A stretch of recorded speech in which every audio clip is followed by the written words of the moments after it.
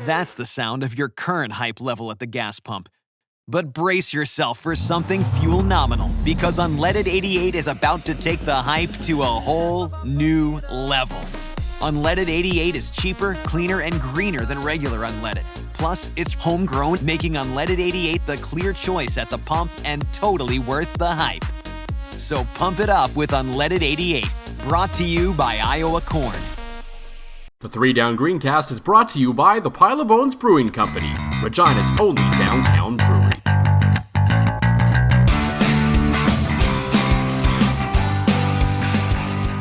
Well, it's not the typical opening we're going to have here on the 3 Down Greencast with myself, Joel Gasson, and John Fraser, as a little bit of a tragedy struck the football world in Saskatchewan today, and I'm going to pass this over to John to do this segment justice, as he knows a lot more about this individual than I do. Yeah, Saturday night, late Saturday night, Justin Filto, former member of both the Saskatoon Hilltops and Saskatchewan Huskies, died in a plane crash just outside of Medicine Hat. And if you follow us, you probably follow a lot of the same people. You're probably seeing the outpouring of support for this young man, for Justin. I got to deal with him directly in my years of calling football for the Hilltops and moving on to the Huskies. I mean, his career kind of run concurrent to mine, his football career, and, you know, just an absolute tremendous human being, an excellent guy, great player.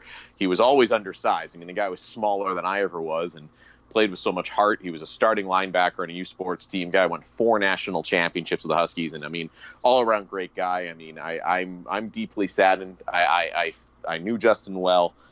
He was going to be coaching my son Max on Tykes on Spikes. He was coaching the Saskatoon Valkyries, and a guy that in the football community here in Saskatchewan is going to be very sorely missed. I mean, I think I said it on Twitter. The guy was the definition of a beauty, and just it's going to be missed. It's tragic, and a life taken far too soon.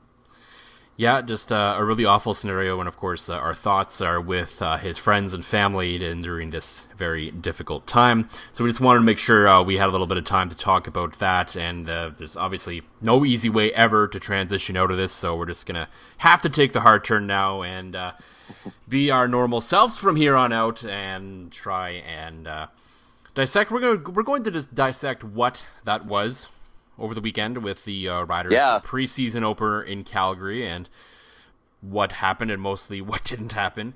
But it was an interesting preseason game overall for me, and we'll get into it in a bit, where we did get the one answer really we needed out of that preseason game, which is oddly enough in a 37-1 shellacking that you got the only answer really we've been looking for.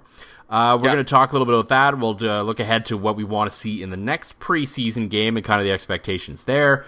Should the Riders take a run at Noah Picton? I think we all know the answer, but he's on the free market as well. And then just a few little odds and ends to end the show before we get to all that, though, as usual. John, what's in the glass this week? Well, this week, knowing we'd be recording tonight, I went up to the old Sobeys liquor store that actually can fill a growler without taking half an hour.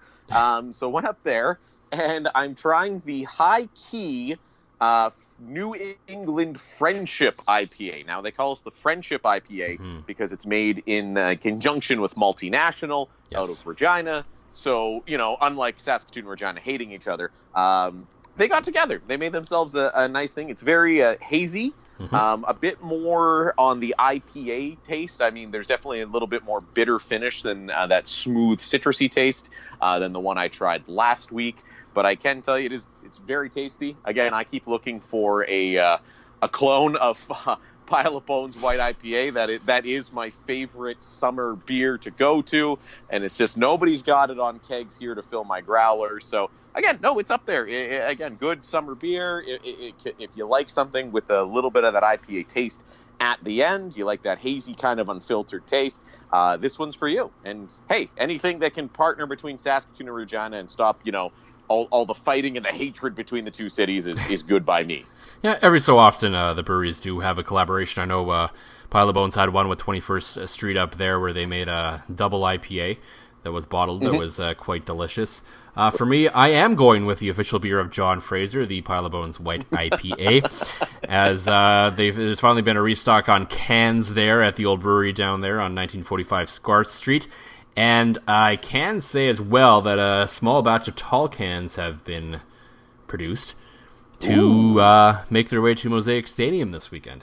So, very nice. Yeah, so I don't know all the details yet, but I believe they're kind of going with the same sort of system they did last year for the craft beer. So it's good to see that local craft beer will once again be sold at Mosaic Stadium this season, which we know was a huge success last year. Hopefully they're ordering a little bit more so it's not sold out by halftime, and fans can continue to enjoy good beer heading into the second half.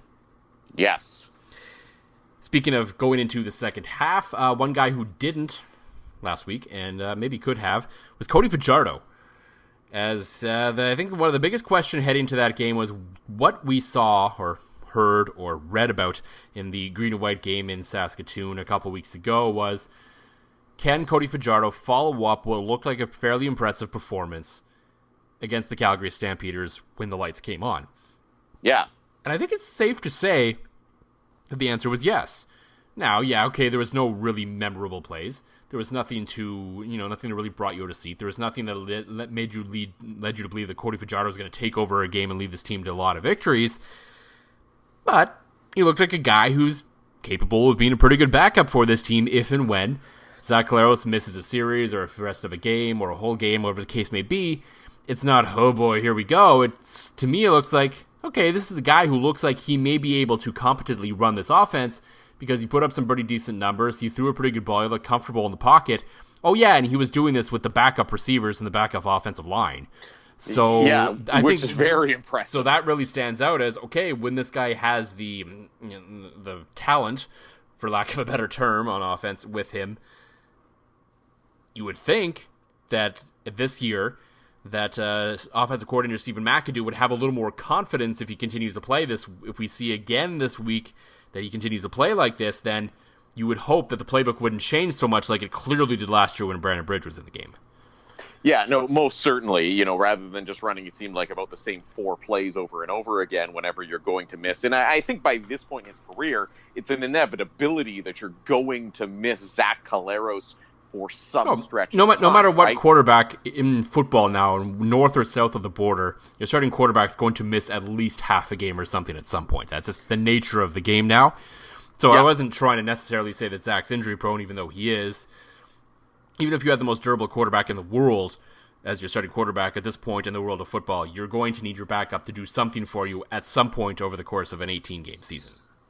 No, and you're absolutely right. And Cody Fajardo, so far, again, green and white game, and now in the first preseason game, as you mentioned, with the not a ton of established CFL talent around him, looking again like he is going to fit in and be in the backup spot. And it was nice to see. It was almost a bit of a breath of fresh air to see Craig Dickinson basically come out and say what everybody could watch and see, that, yeah, he had himself a great preseason game, and yeah, he hasn't anointed him the backup quarterback. He all but did that in some of his comments today, saying that, oh yeah, he's jumped way ahead of the other 2 guys and things like that. So, I mean, you might as well. I mean, you don't want to anoint the guy because training camp is painfully long, and you still have a long ways to go here. But I think if you read between the lines, the coach comes out and praises him in front of the media.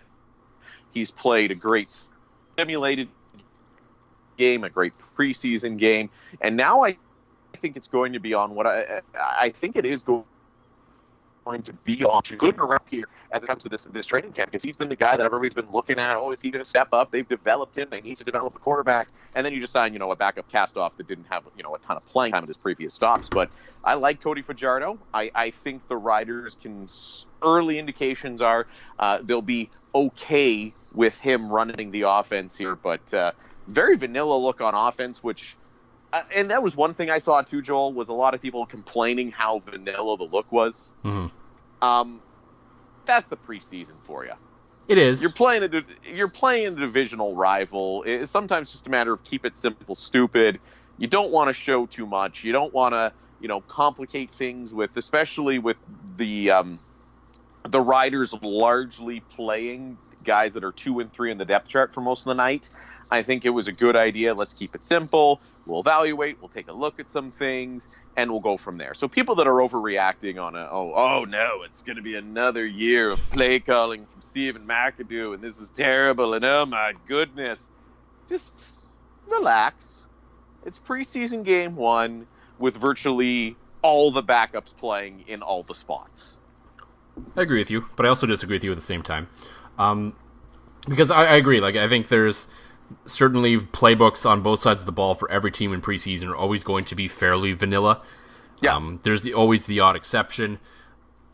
But ultimately, yeah, then that's the easiest way to evaluate new talent, especially guys that haven't been professionals before, is to make it as simple as possible for them and not overcomplicate it, because if you overcomplicate it, you could screw them all up and you don't know what the hell you have. So It's like, because if players can figure out the basics, then you can build on it from there. So I get it from that angle. I get it from the fact that you have the backups. I get it from the football paranoia side of things. I get all of that.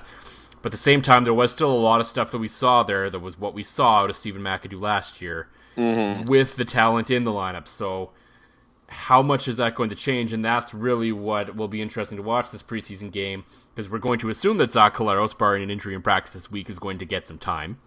Yes. And so should the starting offensive line, and William Powell and Naaman Roosevelt and Katie Cannon and Kyron Moore and all the, Shaq Evans, all these guys. So it should be the starters out there for probably at least a quarter. Will it change that dramatic? Probably not. I'm not expecting them to open everything up, because, again, it is still a preseason game and for all the other reasons we talked about. Yes.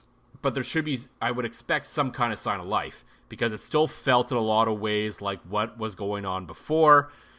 And, I understand why there's certainly like, oh boy, are we going to see a lot? Because there was a lot of the same sort of design. And it was the hitch screens, I think, the 5 yards behind the line of scrimmage stuff that I think was particularly driving people crazy, which I understand.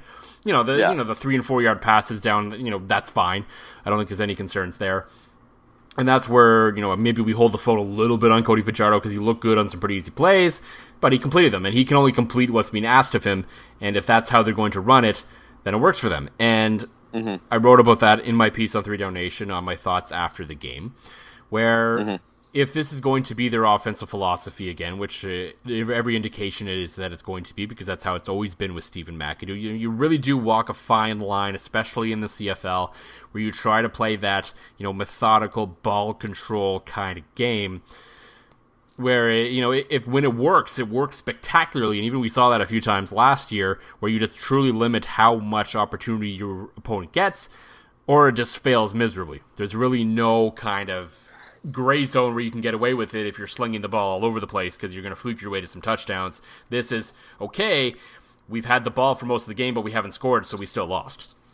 No, and you are absolutely right. I mean, and you did see that a handful of times. I mean, I think you could count on the number of times the Riders would make it all the way down the field. I remember the game I was at. I was at the Win at New Mosaic against Calgary, thinking to myself, and I believe texting you at one point while I'm sitting there with my family going, yeah, they're not going to win this one with field goals, that's for sure, because that's seemingly what they do. I do think with a new head coach and Stephen McAdoo, seen the tape from last year, I mean, you'd have to think he's got to be adding some new wrinkles to stretch things out, especially when you added William Powell. I think you have, now that you have a high caliber running back there behind a veteran offensive line that's going to be able to create some push. I do see, you're almost going to have to throw the ball deep every once in a while just to keep defenses honest on William Powell. And I think that's maybe what you're going to see more of this year. Let's face it, defenses last year,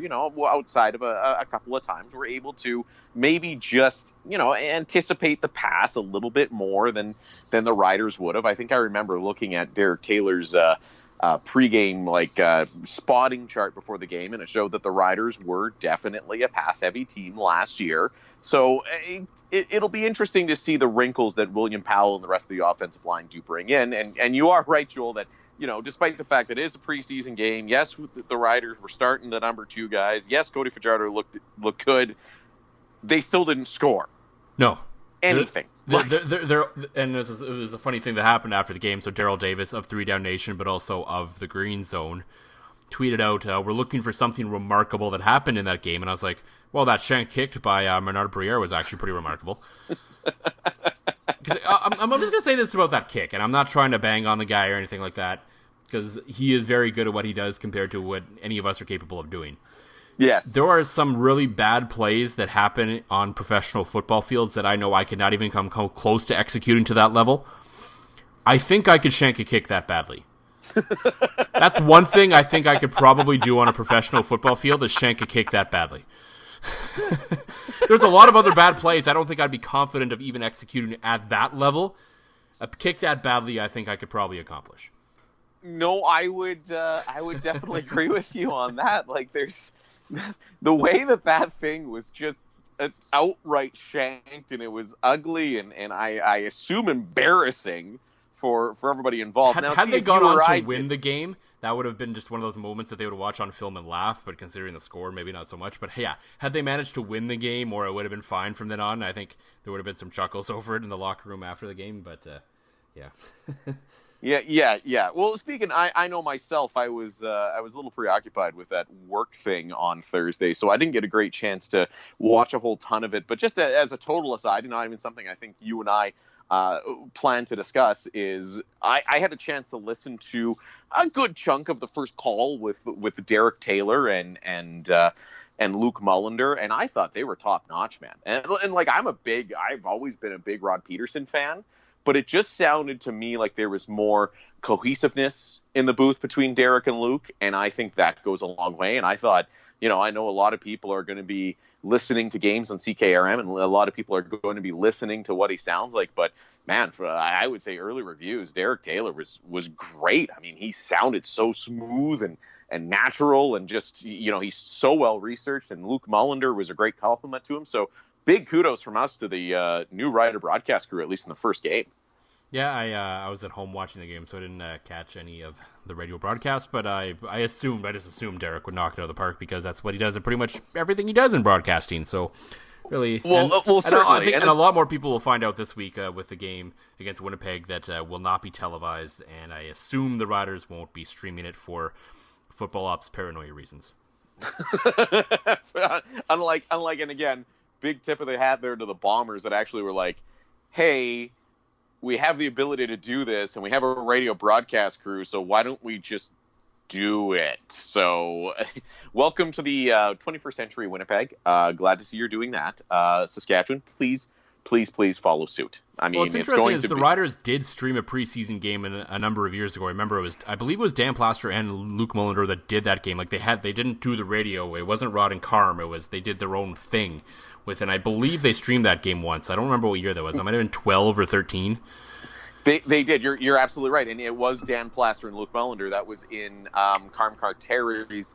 It was his last year of doing the play-by-play. I remember that, because I was thinking, hey, well, this is different and interesting. And I can't imagine that the Riders, the only reason that they would say not only football ops paranoia, but they'd say, well, maybe people won't come to the game. Listen, I got the long-range forecast in front of me right now. It's probably going to be sunny. It's going to be someplace between 18 and 25 degrees. Go to the damn football game. If I can understand, I don't think anyone stays home to watch a stream, per se. No, I think a stream, to me, is designed for a guy like me that works until 9 o'clock on or I guess it was Friday. Sorry, I was doing month-end paperwork. That, streams are designed for guys like me that are at work or on the road or whatever, and just, now the Rider game's on. I want to digest this in some way, right? You're right. Nobody's going to stay home and watch a stream, but give people the option that if they are at home or at their office or whatever, or go ahead to watch it. It's never hurts to have more eyes on the football team. I mean, who knows? You could always have a preseason game where a guy like Corey Sheets comes out of nowhere, and next thing you know, you go, that guy's going to be good. And you get to brag to all your friends for years that once you had a good football observation once in your life, Exactly. Then I don't know who would ever do such a thing, but No. It's just, and keep that carrying across like two different podcasts is his only claim to fame, the time he's ever actually been right. That and a weird obsession with a punter. Kicker, punter. Which is actually funny. As an aside, speaking of Sergio, watching the Premier Lacrosse League today. Me, big lacrosse guy. Happy to see, lacrosse on TV. That made my day. And I've decided to cheer for the Redwoods Club. Naturally, none of these teams have cities. It's a new model. The Redwoods. Exactly. So I went to Redwoods. One of their best players, guess what his first name is? Sergio. I guess it was just meant to be, I guess, then. Just destiny. So I was thinking. Are you also a fan of Sergio Garcia now, just by default? I've always actually. This dates way back. I remember when I was a young man golfing, I had an Adidas shirt that looked the same as Sergio's, and I'd call it my Sergio shirt. So yes, Sergio. I'm surprised now you haven't named one of your kids Sergio. That, you know what, Lacey has shot it down on both occasions, but if we have a third... Maybe you can get a dog and name him Sergio or something. Oh, that's a better idea. I feel like that's a way easier debate to win. Absolutely, yeah. Yeah, I feel that's it. We're gonna move into a new house and we're gonna have room for a puppy. We're gonna get a puppy. It has to be named Sergio. 100%. If you don't do that, then I just say don't bother getting a dog. That's fair. It's Sergio or no dog. I feel like I need to go tell Lacey this, but she's putting my youngest to bed right now. So yeah, you don't want to get in the middle of that. I think it's nope. Yeah, we're not touching that one with a 10-foot pole. What we will touch with the 10-foot pole, though, was the defense in that game. And, okay, they got carved by Bo Levi Mitchell, but as we talked about, they're the 2s and 3s, 4s, some guys that are going to get cut. We expect the defense to be good, and I think the overwhelming feeling from that game was still, the defense will be fine. They just essentially played no one in that game. And Calgary started some of their starters, and they had guys in and out, and it was on the road. The defense pretty much looked like what you expected it to look like, frankly, I think. Yeah, the Rider D is going to be fine unless every position loses their starting player. Which probably applies to every team in the history of football. So Exactly. Yeah, you're right. I think you summed it up best. You had kind of your quick notes on that preseason game, and it was Bo Levi Mitchell is better than the Riders' backups. Noted. I basically just stole my own tweet and wrote it back in there. So exactly. But I mean, it's right. This is a game that they gave up a lot of points that I don't think there's any reason to even really. Is there even a reason to discuss what? I mean, they played nobody. Yeah, and the only thing I put it in the piece as well of little bit of interest is with the changing at defensive end and AC Leonard kind of the heir apparent to replace Willie Jefferson in that spot. There's been some discussion potentially about a guy who was here last year in Chad Jeter taking a big step forward and maybe taking a run at that spot. And that's the only thing where it's a guy like him where he was playing in that game, you'd expect that maybe he would have showed something, but he didn't. Yeah. And that's not to say that he's not going to get there. It's just if he showed something, you're like, okay, there might really be something here. Now he's just kind of in with everyone else, because I'm not faulting him for having a bad game because he had no support. But even if he just had one rush where you're like, okay, if he gets some support, this guy can get open and get there. Now you're like, I don't know. Maybe he's just a special teamer still. Who knows? Yeah. It's you're absolutely right. I mean, but it's so tough to say when you don't start anybody. It's almost, and I guess this is why football coaches are paid all the big money, right? And they're paid professionals. Nothing, Exactly. Well, we are paid in beer that is eventually coming to me. I think that's the thing. You just kind of go, well, huh. So I saw nothing there. I don't know how you evaluate with all backups playing against mostly backups, but obviously they do. They see something. Yeah, you're right. They look at the schemes. They look at how the alignments and the offside. More like there was the goal line play where someone in the middle of the defensive line was practically on the ball when it was snapped. There's little things like that. Look and make sure you're in the right spots, more kind of thing, rather than did you make the play or not. Really? Yeah, absolutely. And I think maybe that'll be Jeter's situation that he's getting more games under the belt, but it's hard to learn, hard to evaluate, and the non-televised next game will be even harder for me to find something to talk about. Yeah, well, it may or may not be. Depends how it goes. Depends what happens. But I think, again, going into this next one against the Bombers on Thursday, the big question will be, well, what's the offense going to look like? Because we assume Zach Collaros is going to play for a bit. I would even say depending on how he looks, I would probably give him a half with the starters. Really try and, show something there. I think not even for the fans' perspective, because I don't think the team should ever get caught up in how the fans are feeling about what's going on. Right. But just from, I think, internally, because the players, as much as they say they don't listen to all the noise on the outside, they do. They look up their names on Twitter and on social media all the time. They know what people are saying about them. Yeah. And they know what people are saying about the offense and the whole thing. So just for the internal confidence of the offensive unit to have something to say, to hang on to say, okay, we did this, and this well today. Let's go. Let's get ready for next week.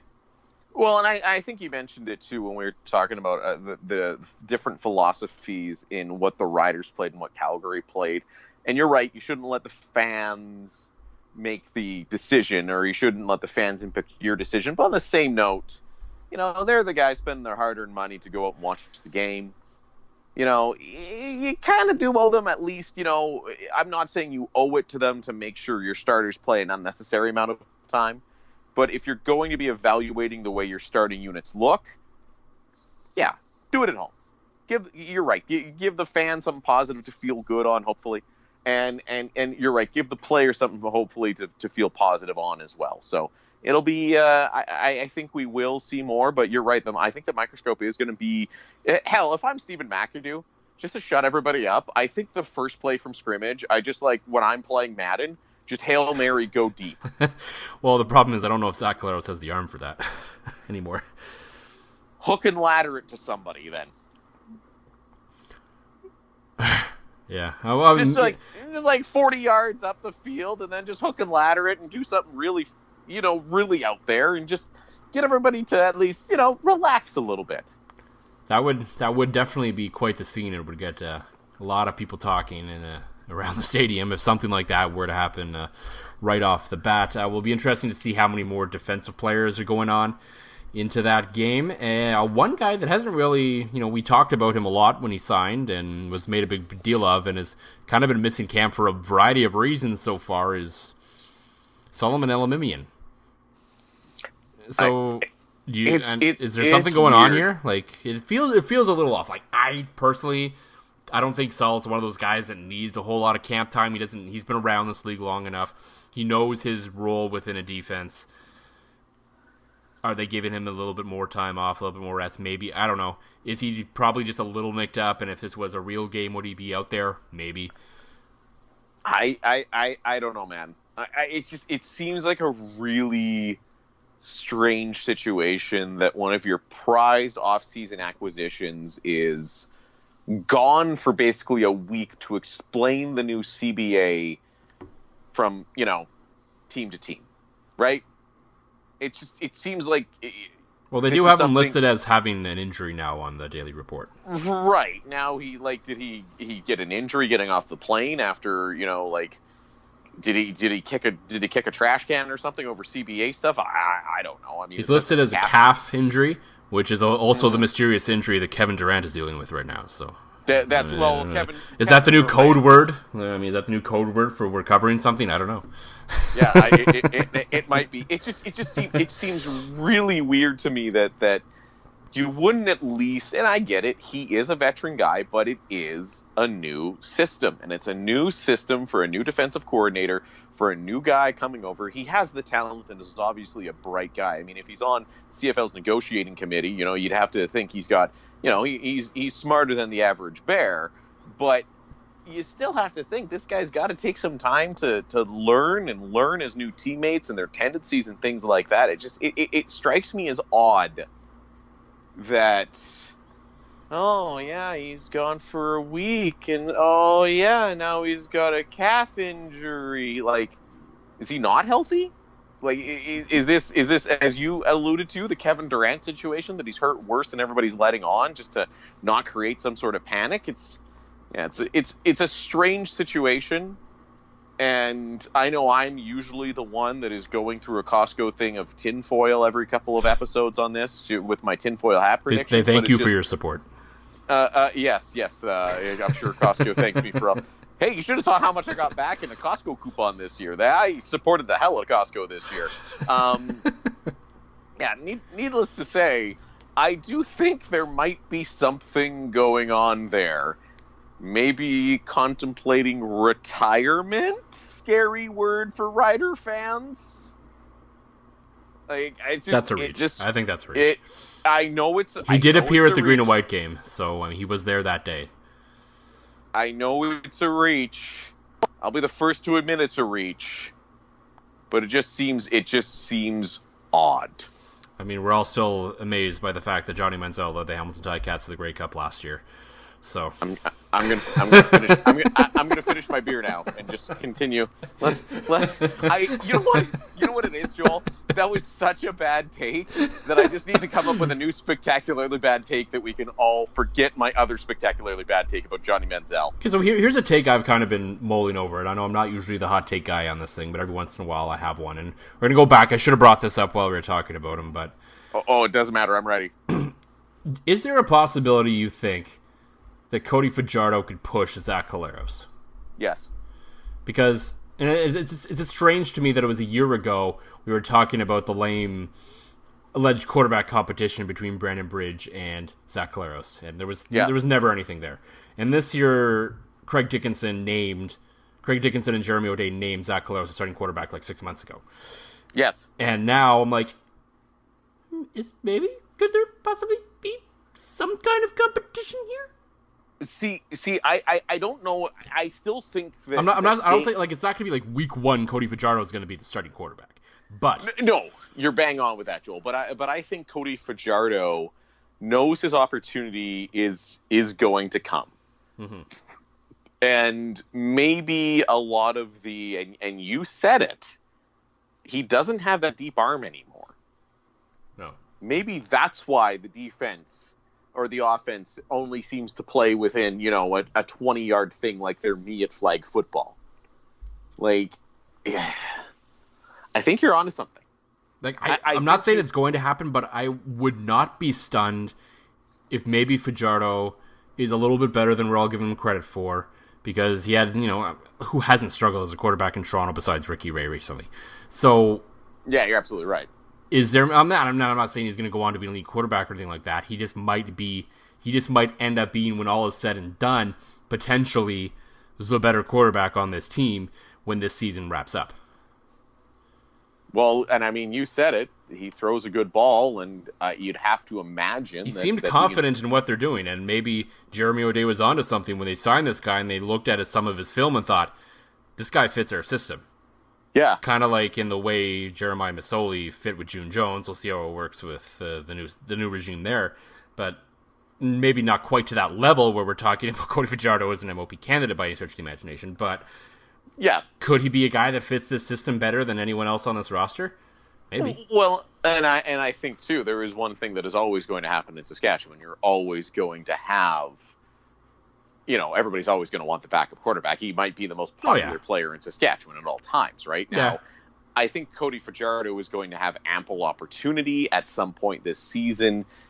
And again, I think it's injury-based. Like, history shows us that Collaros at some stretch this year is going to miss games. Yeah. He's going to miss 1 to 4 games.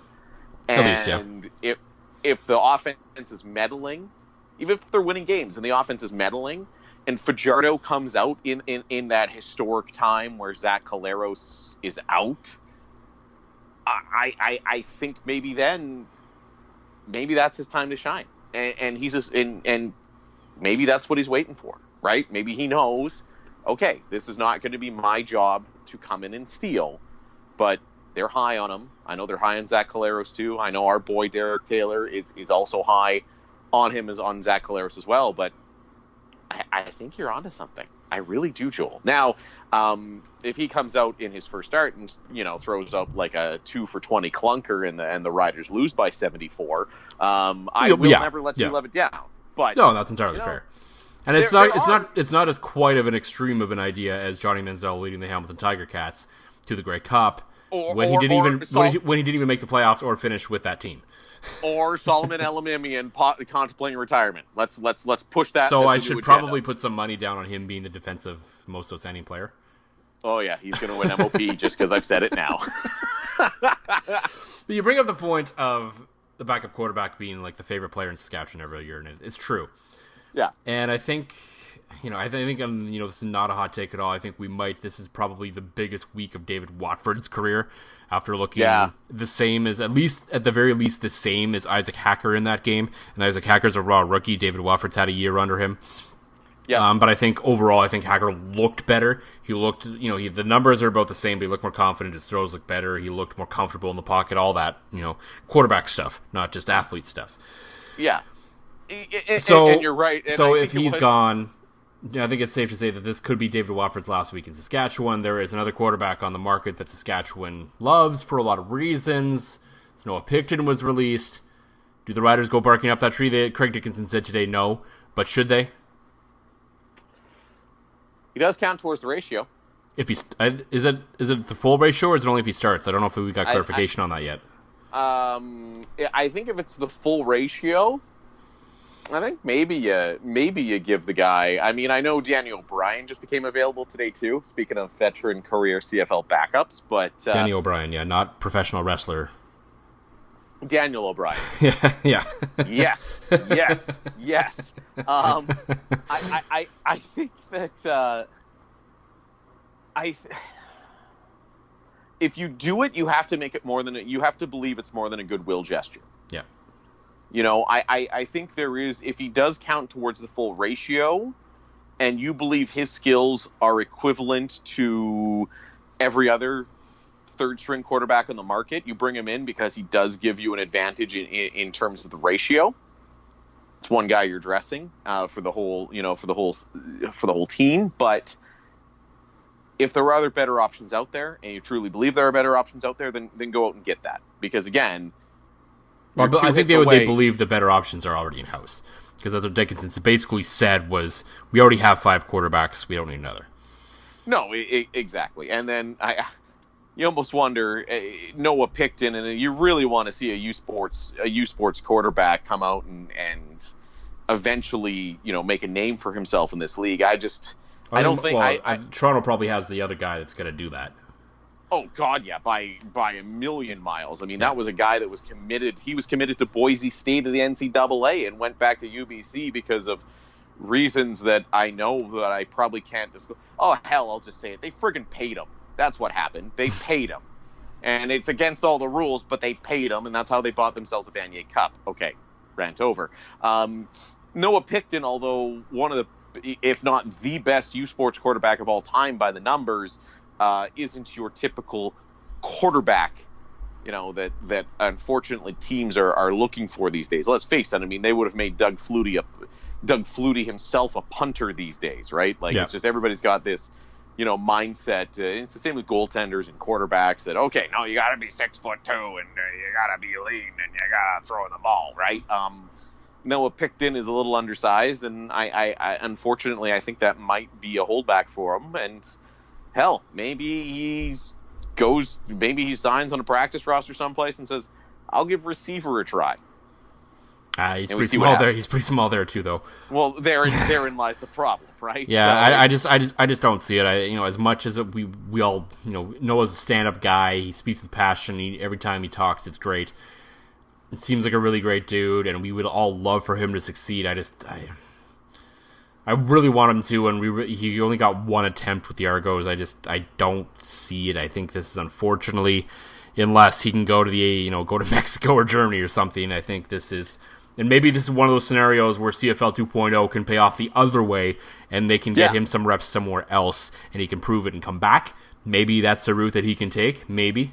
If this is really going to be a thing that happens, then I think it has to be a two-way street. And I think Noah Picton seems like the perfect opportunity guy to say, okay, why don't you go play in Germany for a year and prove that you can do it?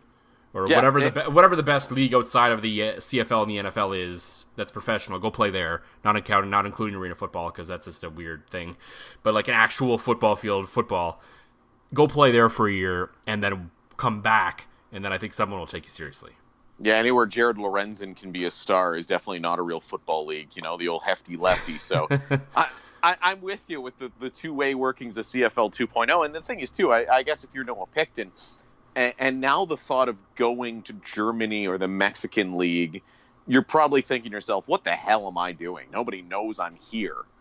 You're right. With CFL 2.0, now I think if you have the opportunity to go to Germany or Mexico, they know who you are. Mm-hmm. And I think that's how it'll work as a two-way street. I think it might work out for some of those bubble guys, especially young Canadians that aren't really given a fair shake for reason X, Y, Z. Give him a shot to go. I would love to see him take a crack in Mexico. I know. There we go. There's the idea. He gets the crack in Mexico. We go to cover the game on 3 Down Nation's dime. Stay at we can even stay at like a 2-star resort.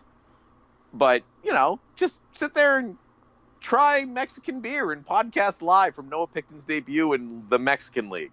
Sergio can be our guest commentator. The kicker or your dog?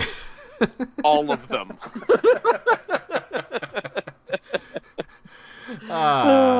Boy. Speaking of trips, this is going to be my last episode of the Greencast for a few weeks, as my wife and I are off on our honeymoon starting a little bit here. We got a wedding in Toronto to go to first, but then we're off to Ireland for a couple of weeks, and then another wedding in Nova Scotia before getting back to Regina. So I'll be checking out the game on Thursday, and then we fly out, and then I'm gone until July 1st, which means for some reason, I've decided, rather than to put us on hiatus, I have decided to hand the keys over to my co-host, John Fraser, and he is going to try to scrounge up some guests to make this show sound competent and kind of fill the void until I get back. Oh, we're...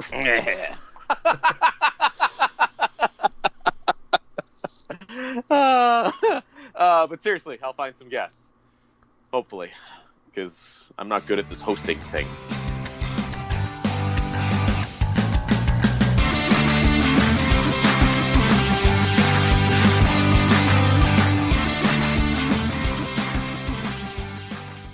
Brace yourself for something fuel nominal. Unleaded 88 is the clear fuel choice. It's cheaper, cleaner, and greener. And it's grown by Iowa corn farmers. Now that's totally worth the hype. So pump it up with Unleaded 88. Is your vehicle stopping like it should? Does it squeal or grind when you brake? Don't miss out on summer brake deals at O'Reilly Auto Parts. O'Reilly.